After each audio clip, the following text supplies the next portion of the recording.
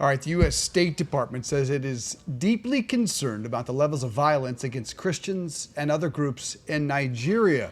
The international Christian group Open Doors said Nigeria is the seventh most dangerous place in the world for Christians.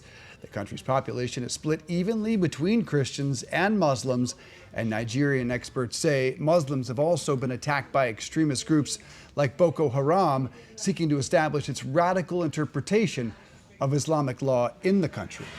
All right, let's do a deeper dive into this with our foreign affairs correspondent, Amy Kellogg, joining us from Italy this morning. Good morning, Amy. Why the increased interest by the U.S. State Department on this issue right now, as far as you can tell? Well, the problem has become worse since 2020, and some viral videos have gone around of preachers standing amidst dead bodies from their congregations. I think those have really struck a chord. They're extremely painful to watch and very sensational. Also, Bill Maher did a little something on it the other day on his show. He really was also impassioned on the issue and said that if people are complaining about a quote genocide in Gaza, why is nobody talking about a genocide that's going on in Nigeria? So I think you've just got the confluence of things going on that have kicked this to higher up on the list of burning issues. So, why are these groups like Boko Haram, ISIS West Africa, attacking Christians? Well, as you mentioned, both Boko Haram and ISIS in West Africa would like a Sharia law state. So they're separate groups. ISIS in West Africa split off from Boko Haram. And then there's another group, which is called the Fulani herdsmen militants. They are nomadic herdsmen, and there's a group within that group that is, it seems like originally they were after the land that was occupied by Christians. They wanted the land to farm on or to do what they do, hunting, gathering. And that's taken on a much more radical anti-Christian feel. So there are the three of those different groups.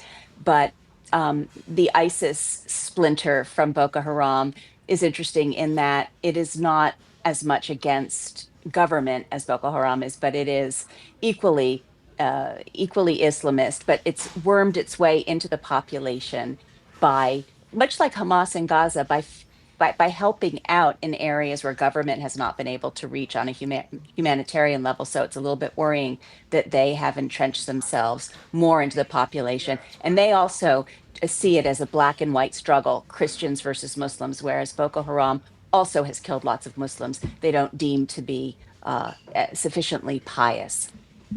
Very interesting story there. Amy, I can't let you go without asking you about the latest between Russia and Ukraine and that meeting that has been put off between President Trump and Putin. Where are we here? What happened to those Tomahawk missiles, and what's your level of optimism there?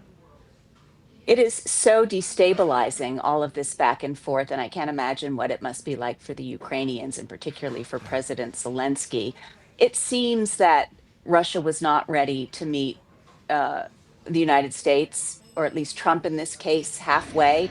And so apparently Trump was hesitant, didn't want to repeat the embarrassment of Alaska, where the red carpet was rolled out for an alleged war criminal, someone wanted in The Hague for war crimes. And, amidst much enthusiasm on the Trump side, leading to nothing. I think I don't think anyone thinks that Tomahawk missiles will allow Ukraine to win the war, but it's clearly the prospect of them getting there has clearly rattled Russia to the extent that Putin was willing to call Trump last week and twist his arm.